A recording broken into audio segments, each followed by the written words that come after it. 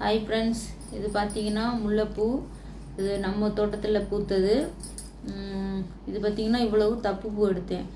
வெயில் ஓவராக இருக்கா, அதனால பார்த்திங்கன்னா வெயில் டைமில் எடுக்கிறனால சரியாக முட்டு தெரிய மாட்டேங்குது. எப்படி இருந்தாலும் பூ தப்பிடுது. அதுவே நிறையா தான் கிடைக்கும்.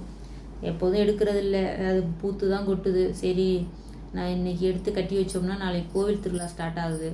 அதனால் கோவிலுக்கு வச்சுட்டு போகலாம் அப்படின்னு சொல்லிட்டு கட்ட ஆரம்பிச்சிட்டேன். பார்த்திங்கன்னா எங்கள் ஊரில் பார்த்திங்கன்னா முல்லைப்பூ கிலோவே 100லேருந்து 150க்குள்ளே தான் போகுது. நம்ம எவ்வளோ தான் கஷ்டப்பட்டு இது பண்ணாலும் ரேட்டே இல்லை. நம்ம கடையில் வாங்க போனோம்னா பார்த்திங்கன்னா ஒரு முழம் அரை முழம் இப்படி பார்த்திங்கனாலே 50 ரூபா 100 இப்படி போகுது. ஆனால் எங்ககிட்ட விவசாயிகிட்ட வாங்குறது பார்த்திங்கன்னா கிலோ ரேட் ரொம்ப கம்மியாக இருக்குது. சரி, என்ன பண்ணுறது, எப்படி இருந்தாலும் நம்ம எடுத்து தானே ஆகணும்.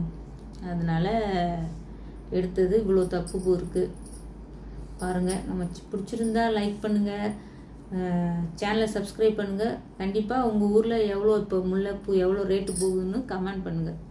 பாய் ஃப்ரெண்ட்ஸ், பாய்.